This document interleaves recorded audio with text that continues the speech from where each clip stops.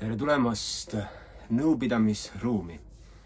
Šamanistlike häälikute maagia. Ö-ä-ö-ü. Aastaid tagasi ma kirjutasin ühe artikli sellise nimega ja see avaldati Delfi Alkeemias ja see oli üsna populaarne artikkel. Üks kõige populaarsemaid, mida ma olen kunagi kirjutanud. Ja et seda tähistada, siis ma täna käisin shoppamas. Mis mõttes? Mingi tüüp räägib mulle šamanistlikest häälikutest ja käib shoppamas. Ja läksin universumisse. Et see on see pood, kus noored käivad kanepi piipe ostmas ja siis vanemad käivad ostmas eksootilisi India ja Bali vidinaid. Aga seal poes on hästi hea valik eksootilisi pille, tšembesid, didžerituusid ja asju. Ja mul oli vaja Vietnami parmupilli. Tead, kuidas soome keeles parmupill on? Et ma täna saatsin oma naisele meeldetuletuse. Munni harpu. Vot. See ongi see asi, et kus käiakse shoppamas ja mida käiakse shoppamas. Parmupille. Ja Vietnami parmupill on armastuse pill, mida meister Jaan Tätte juunior väga soravalt ja osavalt laulab. Parmupill on armastuse pill. Midagi sellist. Bum. Sellepärast Dan Moi ongi seda. Et legend räägib, et noored mehed käisid noortele naistele mängimas seda et oma peeneid tundeid väljendada. Nii. Mille jaoks ma tegin seda? Sellepärast, et lapsed on kõik ülejäänud parmupillid katki teinud. Et ära anna lapse kätte parmupilli. Parmupill pole laste pill. Nad teevad pläng ja siis on vaja uusi. Tegelikult ma eile õhtul enne magama minekut sain sellise nagu inspiratsioonilaine, et salvestaks ühe meditatsiooni, helimeditatsiooni ja ma tegin teile sellise pakkumise, mis on 3 osas. Ehk siis esimene osa ongi šamanistlike häälikute rännak. Et seal me nii-öelda häält väga ei kasuta, aga seal on erinevad parmupillid, kongid ja asjad, mis lähevad ja viivad sind või mind kui kuulajat transsi. Et ma siin aias hakkasin tantsima selle muusika peale. See on nii vägev. Ja siis teine osa on see, et lähme meelerännakule, juhendatud meditatsioon, et teemaks mina olen armastus. Et leida üles see armastuse kese enda sees ja läbi selle armastuse keskme me saame olla nullolekus ja tõmmata ligi kõike vajalikku, mida me vajame ellu. Olgu need suhted, olgu need muud asjad, täpselt nii, asju ligi meelitada. Vot see on selle meditatsiooni eesmärk. Nii, vot selline lugu. Hakkasin sulle rääkima ja räägin sellist lugu. Et kirjuta mulle merkabasoundhealing@gmail.com või kirjuta mulle otse, leiad mind Facebookist, kust iganes üles ja saad omale 3-osalise meditatsiooni. Ja 3. osa on meditatsioon, mille ma koos oma naisega Mirjamiga aastaid tagasi salvestasin, keskpäikese koodid või päikesevarjutuse koodid, jah, mis on ka juhendatud meditatsioon koos kristallkausside ja kongidega. Et need kõik koos on väga ägedad. Maksab nii palju, kui sa tahad anda. Kui sa ei taha üldse anda, siis maksab nii palju. Vot, kas 1 euro, 7 eurot, 77 eurot, 770 eurot. Kuidas iganes sa soovid. Et selline äge asi, et kirjuti ja ma saadan sulle. Nii, aga lähme nüüd teema juurde ise. Šamanistlikud häälikud. Nii, et meie nii-öelda foneetiline keelekood on päris eripärane. Me saame kasutada häälikuid juba oma igapäevases kõnes, ülesannetes, tööl, äia juures. jah. et meil on ä, ö, ü, ja need avavad ülemhelisid, need avavad meie nasaalkanaleid. Ja kui me vaatame regilaule, mida siin lauldi, et meie muusika oli teistsugune kui see lääne muusika, et lääne muusikas meil on teatud noodistik, teatud nagu nii-öelda, teatud raamistik, mida me jälgime. Aga meie vanemas muusikas, meie nii-öelda rahvamuusikas oli hoopis nii-öelda silbiline tonaalsus. Jah, silbiline tonaalsus, ehk siis rütmiks oli 8. rütm ja 8. rütm esineb nii Aafrikas, Lähis-Idas, kuid mitte lääne muusikas, et lääne Euroopa muusika läheb praegu selle 4 peale. 1, 2, 3, 4. Noh, siis on ka loomulikult jats muusika ja kõik muu, mis erineb sellest. Aga probleem on just nende nootides, et meil on need teatud nii-öelda oktav, eks ju. 8, oktav tähendab 8, et on teatud noodid, mis lähevad tõk-tõk-tõk-tõk ja need on väga piiratud.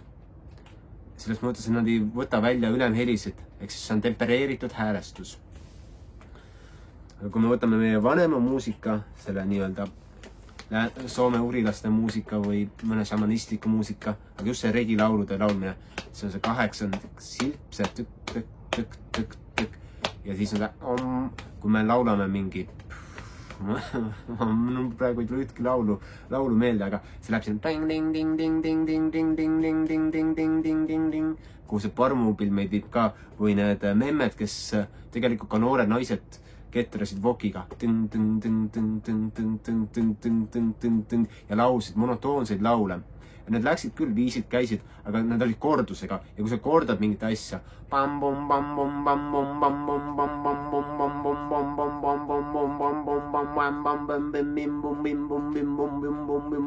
siis su aju läheb teistsugusele sagedusele ja sa hakkad olema nii-öelda teisenenud reaalsuses. Et see on väga normaalne, et vanarahval olid kohtumised teise aja inimestega, et mindi uksest välja, nähti pilvelõhkujaid, vahest nähti maaväliste laevu, et sellised lood on olemas, täiesti folklooris olemas. Et need on seletatud, sõnastatud vanarahva viisi, sel moel nagu need inimesed kogesid neid, et mitte meie nagu modernsete sõnadega, sõnastustega.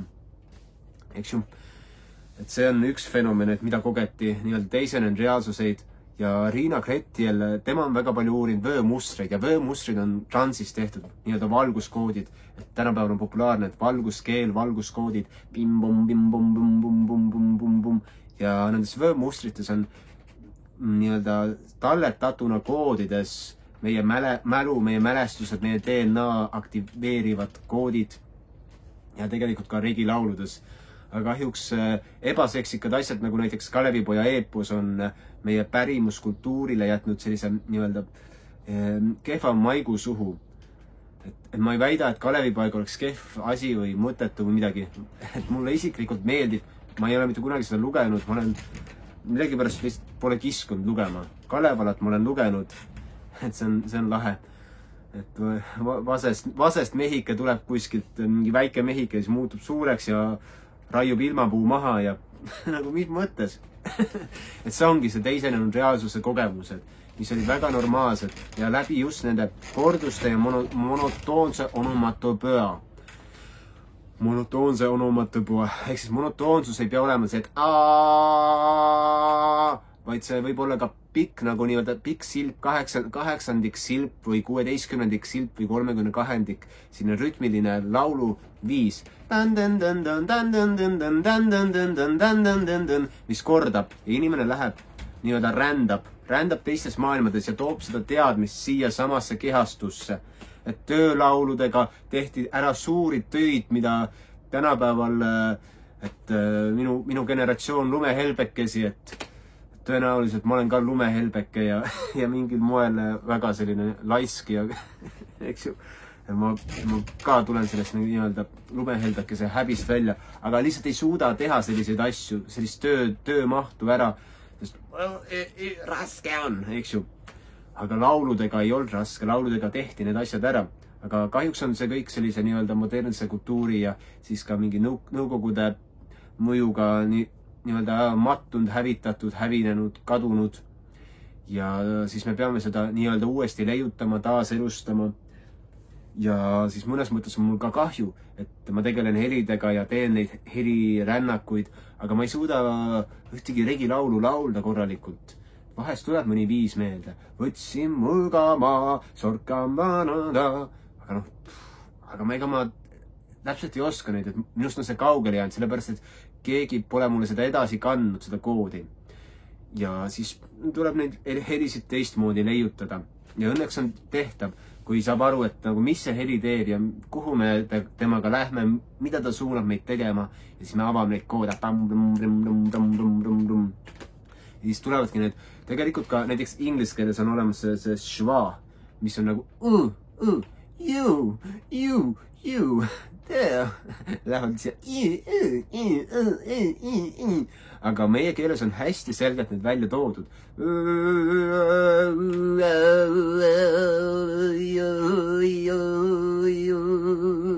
Ja see aitab meid nii-öelda luua seda keskendumist.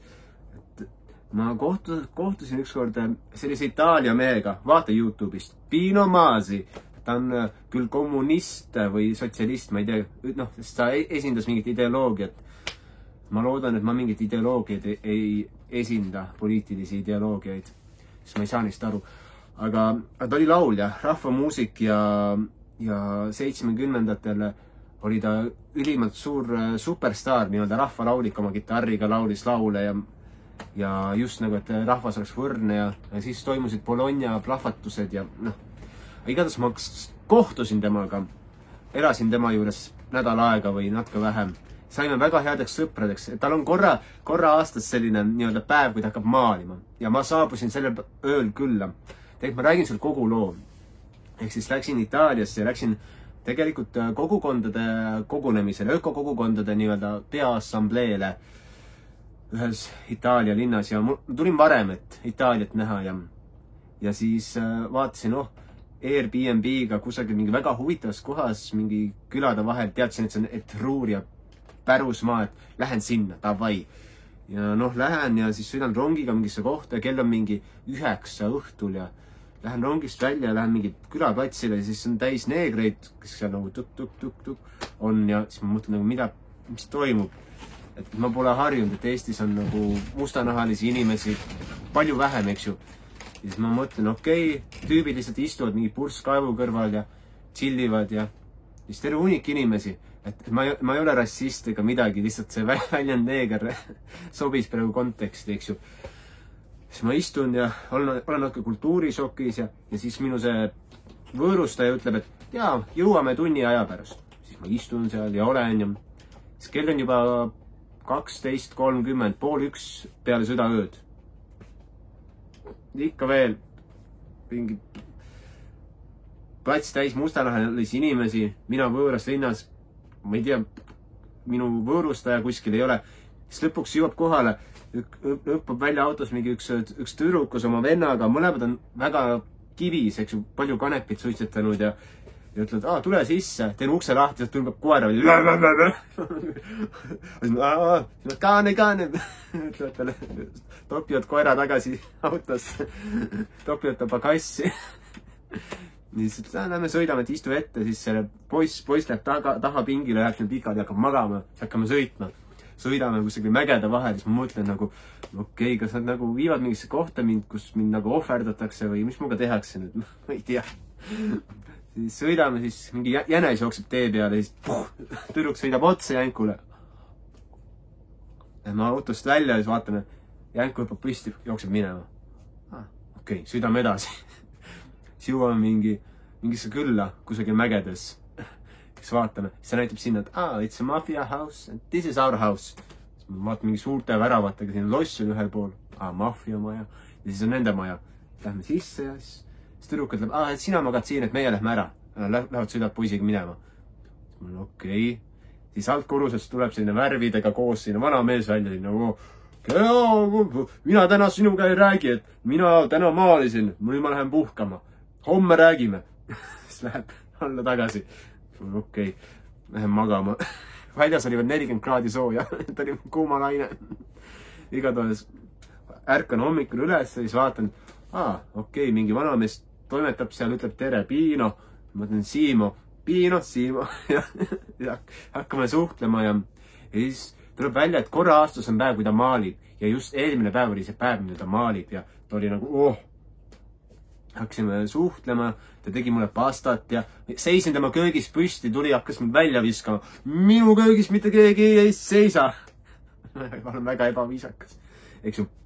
Ja näiteks naabrinaine tuleb, karjub seal üle nagu tee, et siis kuulen, et see vanamees karjub vastu, karjuvad ja röögivad üksteise peale, siis see naabrinaine läheb minema, siis küsin, mis juhtus? Naabrinaine ütles, et mu koer sittus talle ukse taha. No siis ma ütlesin, et no väga hea, et ma tulen ise ka pärast situn tema ukse taha. Ma mõtlen nagu, mis väga hea. Okei, siis hakkame rääkima ja suhtlema. Siis mõne päeva jooksul selgub, et ta on muusik ja et ta on väga kuulus muusik olnud. Näitab oma plaate, mängib, hakkab mulle oma laule mängima. Ja ütleb, et ta rändas läbi kogu maailma. Läks Iraanist, Aafrikasse, Lõuna-Ameerikasse, et leida üles inimkonna algset rütmi. Ja lõpuks ta leidis selle ja see on seesama, see 8. silprütm muuseas. Siis ta hakkas mulle laule mängima erinevad.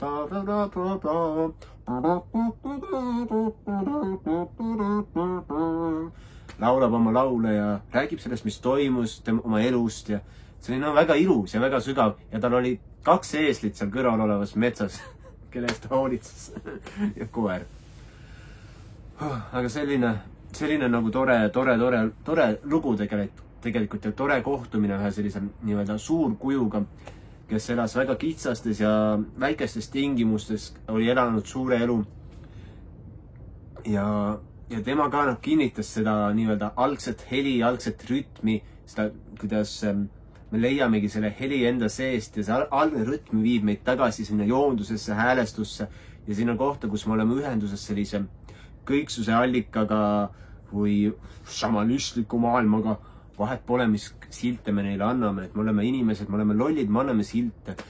Kõige targem inimene on see, kes ei mõtle, eks ju.